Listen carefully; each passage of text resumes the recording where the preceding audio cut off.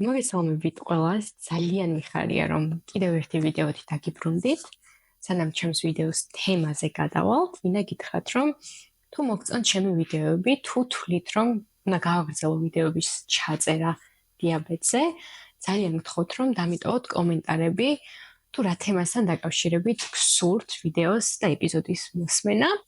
ასევე დამილაიქოთ ჩემი ვიდეოები, გამოიწეროთ ჩემი არხი და სხვა ადამიანებსაც გაუზიაროთ ჩემი ვიდეოები. სამწუხაროდ არ მაქვს ბევრი დრო, ჩემს თავისუფალ დროს ვუთმობ ამ ვიდეოების გაკეთებას და მინდა ვიცოდე რომ ის მიზანი და ის მიზეზი რატომაც დავიწყე ამ ვიდეოების ჩაწერა იყო, არის და იქნება დახმარება სხვა დიაბეტიანი ადამიანების. და ამიტომ მინდა ვიცოდე რომ ის დრო, რასაც ამ ვიდეოების კეთებაში ვხარჯავ, ნამდვილად ოპტიმალური არის და ნამდვილად ეხმარება ხალხს და ეს არ არის ტყუილი დროის თლანგვა. რაც შეეხება ჩვენს დღევანდელ თემას, შობა ახალი წლები მოდის, ქართველებს ძალიან გვიყვარს ზოგადად ალკოჰოლი, ამიტომაც გადავწყვიტე რომ ეს ვიდეო დავუთმოთ ალკოჰოლურ სასმელებს და ტიპ 1 დიაბეტს. პირველ რიგში გეტყვით რომ ძალიან მნიშვნელოვანია იცოდეთ რამდენიმე დეტალი ალკოჰოლის შესახებ. პირველი, ერთ-ერთი გავრცელებული მითი არის რომ ალკოჰოლი შაქარს მაღლა წევს. ეს არის მითი. რეალურად ალკოჰოლი ძალიან სწრაფად აგდებს სისხლში გლუკოზის მაჩვენებელს. მე საუბარი მაქვს სუფთა ალკოჰოლურ სასმელზე. აი მაგალითად არაყის შემთხვევაში, არაყის მიღებისას ძალიან დიდი რისკია რომ გქონდეთ ჰიპოგლიკემია. რა უნდა ვიცოდეთ ან როგორ უნდა ავირიდოთ ეს? ასე უნდა გახსოვდეთ ის, რომ ალკოჰოლური სასმელები ზეგავლენას ახდენს თქვენს გლუკოზაზე 12, სულ მცირე 12 საათის განმავლობაში.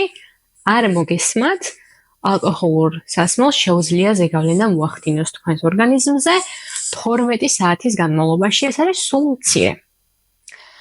თუ იცით, რომ აპირებთ ძალიან დიდი რაოდენობით ალკოჰოლის მიღებას, აუცილებლად უნდა გაითვალისწინოთ რამდენიმე ფაქტი. პირველი, უნდა იცოდეთ, რომ როდესაც ადამიანი არის ნასვამი, ამ ადამიანზე გლუკაგონი, რაც ყველა დიაბეტიანის ოჯახში გვაქვს, გლუკაგონი, რაც გამოიყენება ხშირ შემთხვევაში კატასტროფულად დაბალი შაქრის დროს, ხო, ანუ უკვე როდესაც ადამიანი გონზე არ არის, ნასვამ ადამიანზე გლუკაგონმა შეიძლება ეფექტურად არ იმოქმედოს, იმიტომ რომ ღვიძლი იმ დროს არის ისედაც დაკავებული, ამიტომ ეს გლუკაგონმა შეიძლება არ იმოქმედოს და ამ შემთხვევაში, ნებისმიერ შემთხვევაში უნდა გამოუძახოთ სასწრაფოს, მაგრამ განსაკუთრებით მაშინ, როდესაც ადამიანი ნასვამი, გახსოვდეთ, რომ გლუკაგონს შეიძლება ეფექტი არ ქონდეს. ჩემო ნომერი 2, აუცილებლად იცოდეთ თუ რას იღებთ. მე უკვე აღვნიშნე, რომ სუფთა ალკოჰოლური სასმელები დაბლაწევს შაქარს, მაგრამ მოდი ვისაუბროთ კოქტეილებზე, თუნდაც ღვინოზე ან ისეთ სასმელებზე, სადაც არის დიდი რაოდენობით შაქარი და ასევე ალკოჰოლი, ხო, განსაკუთრებით კოქტეილები. ამ შემთხვევაში თქვენ დაინახავთ და აქ დავამატებ მე პატარა გრაფას, დაინახავთ, რომ ასეთი სასმელების მიღებისას თქვენი გლუკოზის მაჩვენებელი ძალიან სწრაფადაა მაღლა და შემდგომ უკვე რამდენიმე საათის შემდეგ ძალიან დაბლა ჩამოვა ძალიან სწრაფად. ანუ კიდევ ერთხელ გავიმეორებ, როდესაც სასმელებში, ალკოჰოლურ სასმელებში არის შაქარი, სიროფი ან სიტკბო ალკოჰოლის გარდა, ამ სასმელს შეუძლია გამოიწვიოს ჰიპერგლიკემია, ანუ მარტივად აიყვანოს თქვენი გლუკოზის დონე სისხლში ძალიან მაღლა და შემდგომში უკვე ჩამოვიდეს დაბლა და ხშირ შემთხვევაში ერთ შეცდომას, რასაც უშვებენ ხოლმე დიაბეტიანი ადამიანები, ის რაც ხედავენ რომ აქვთ მაღალი, ამ დროს ძალიან დიდი რაოდენობით ინსულინს იკეთებენ, ინსულინი იწყებს პიკურ მოქმედებას, ამ დროს ალკოჰოლით ესე რომ ვთქვათ თავისას შვრება და შემდგომ აქვთ ძალიან დიდი ჰიპოგლიკემია და ძალიან დაბალი შაქარი აქვთ და ვერ ხვდებიან თუ რატომ გქონდათ შაქარი.